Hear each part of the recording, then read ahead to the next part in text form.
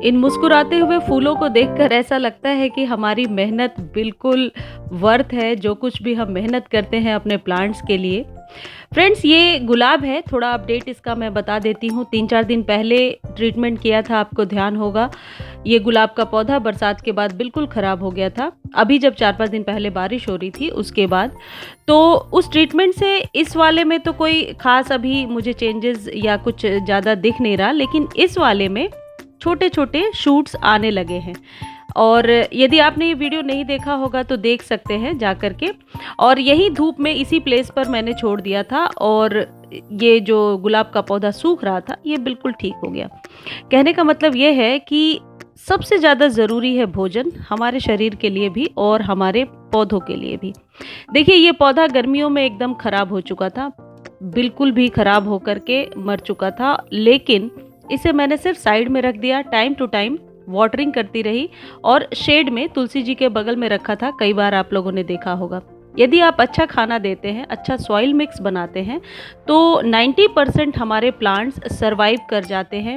ये फाइटर्स होते हैं, प्लांट्स आर फाइटर्स। मैं तो इन्हें फाइटर ही कहती हूँ, क्योंकि किसी भी सिचुएशन में बरसात में, धूप में फ्लावरिंग हमें देते रहते हैं। हमें बदले में क्या करना होता है, बहुत ही अच्छा एक पोषक तत्व जिसमें न्यूट्रिशन ज़्यादा हो, वो हमारे प्लांट्स को देना होता है। देखिए, यदि आपका भी कोई प्लांट इस तरीके से मर रहा हो तो ज़बरदस्ती पत्तियां खींच कर ना हटाएं। क्या होता है, प्लांट अभी कमज़ोर है। यदि ये स्ट्रांग होता तो मर नहीं रहा होता, जाहिर है कमज़ोर है।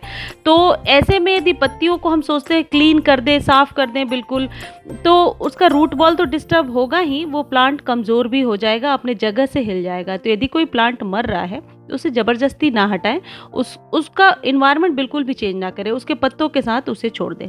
चलिए टॉपिक पर आते हैं। पोर्चुलाका में बहुत ही अच्छी फ्लावरिंग अभी भी हो रही है। फ्रेंड्स, गुड़हल में यदि हमें लंबे समय तक फ्लावरिंग चाहिए तो फिर उसे हर एक 15 दिन पे हमें अच्छा पोषक तत्व देना ही होगा। 15 दिन पहले एक वीडियो शेयर किया था मैंने कि गुड़हल के लिए सुपर फूड क्या है, किस तरीके से हम खाद्य पदार्थ देंगे। गुड़हल वगैरह परमानेंट प्लांट्स होते हैं, तो इनको यदि आप स्वस्थ रखना चाहते हैं तो 15 से 20 दिनों पर एक अच्छा सा भोजन इन्हें जरूर दे दिया करें। जिससे क्या होता है, प्लांट फ्लावरिंग तो अच्छी करते ही हैं, प्लांट स्वस्थ भी रहते हैं। गुड़हल में आपको पता ही होगा मिलीबग्स वगैरह की प्रॉब्लम कितनी ज़्यादा होती है, लेकिन मेरे प्लांट में नहीं है। लश ग्रीन पत्तियां हैं, कहीं भी कोई कीड़ों का अटैक आपको नहीं दिखेगा। हो सकता है कि जिस तरीके से मैं केयर करती हूँ वो सही है। कुछ दिन पहले मैंने आपको बताया था कि रूट के पास फंगस लगना शुरू हुआ था। मैंने आप लोगों से शेयर भी किया था कि रूट के पास से किस तरीके से पत्तों को हटा देना है। यदि आपके भी गुड़हल में इस तरीके की प्रॉब्लम हो रही है तो सारी समस्याएं जो है अक्सर रूट्स के पास से ही शुरू होती हैं।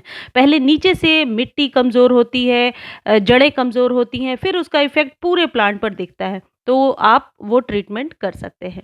अब बात ये है कि गुड़हल में ज़्यादा फ्लावरिंग होती रहे, कंटिन्यूअस तौर पे फ्लावरिंग होती रहे, पौधा हमारा कमज़ोर ना हो और इसका स्टेम भी मजबूत हो, और हम कीट पतंगों से यानी कि मिलीबग्स, एफिड्स वगैरह से है भी हम अपने प्लांट को बचा सकें। तो जब हम एक अच्छा बैलेंस्ड फर्टिलाइज़र जब हम अपने प्लांट को देते हैं तो प्लांट स्ट्रांग होता है, उसकी इम्यूनिटी सिस्टम स्ट्रांग होती है, तो जल्दी उस पर किसी भी चीज़ का अटैक नहीं होने पाता है, वो प्लांट सरवाइव कर जाता है। ऐसे में आप 3-4 फर्टिलाइज़र ज़रूर अपने घर में रखें यदि आप गार्डनिंग के शौकीन हैं और आपके पास गुड़हल का प्लांट है। तो कुछ जो फर्टिलाइज़र है जो पोटेशियम युक्त है, नाइट्रोजन यानी एनपीके, आपको पता ही है प्रमुख ये होते हैं फर्टिलाइज़र।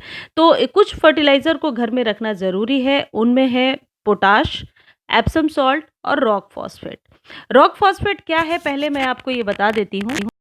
ये जो रॉक फॉस्फेट है ये गार्डन में बहुत ही लंबे समय से, बहुत पहले से, जब ज़्यादा खाद भी डेवलप नहीं हुए थे उस समय से यूज़ किया जा रहा है। गार्डन या गमले में पेड़ पौधे लगाने के बाद अक्सर पेड़ पौधे की ग्रोथ बढ़ाने के लिए और उनमें अच्छी कलियां और फ्लावरिंग लेने के लिए इसका इस्तेमाल किया जाता है।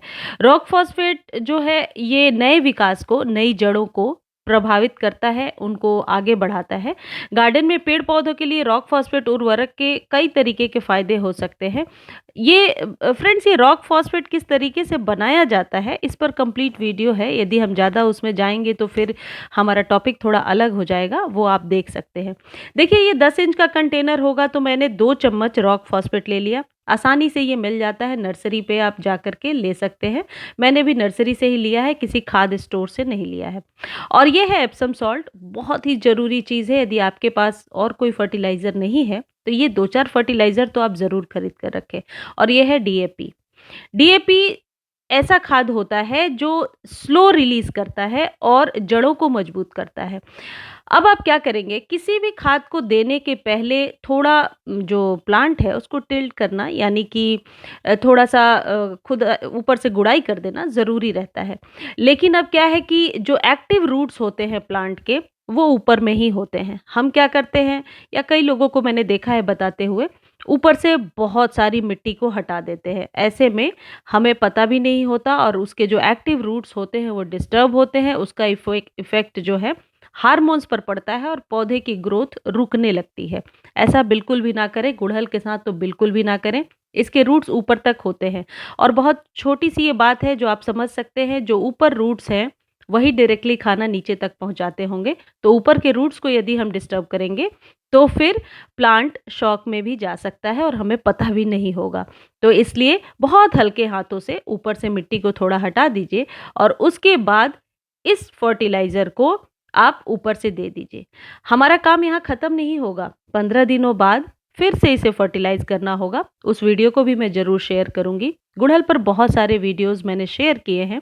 यदि आप इस तरीके से, जैसे मैं केयर करती हूँ, ऐसे करेंगे, हमेशा स्वस्थ रहेगा आपके गुड़हल का प्लांट। देखिए, एक चीज़ और ध्यान रखिए, कभी भी जड़ों के पास आपको भोजन नहीं देना है।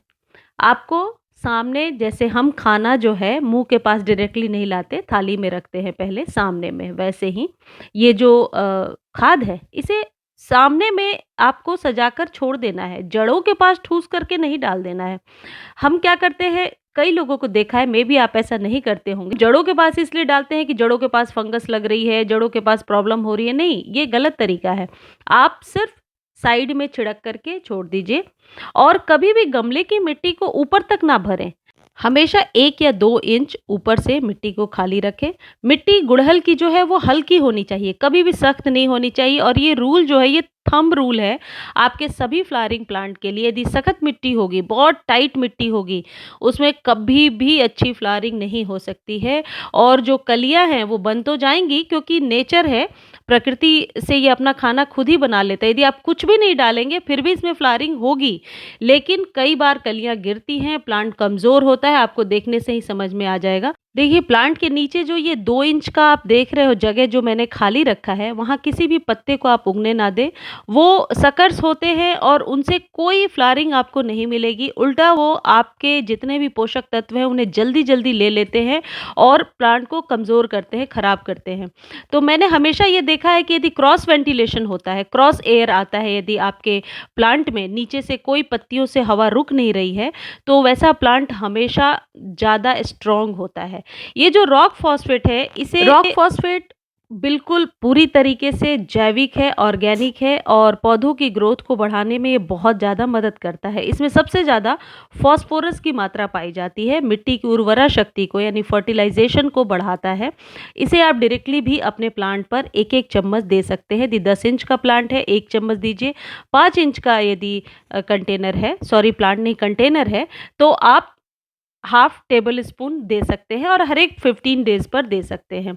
देखिए, रॉक फॉस्फेट स्वस्थ पेड़ और जो रूट सिस्टम को जो है और जो अच्छे हार्मोन्स होते हैं उनका विकास करते हैं। आप कुछ इस तरीके से भी दे सकते हैं।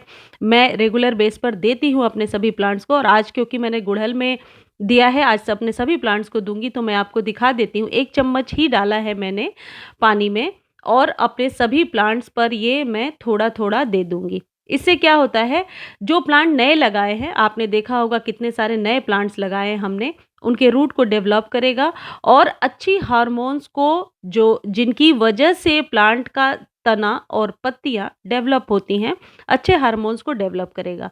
कुछ इस तरीके से भी दे सकते हैं। 1 चम्मच कुछ इस तरीके से आप अपने सभी प्लांट्स को दे सकते हैं। बहुत ही अच्छा वर्क करता है ये आपके प्लांट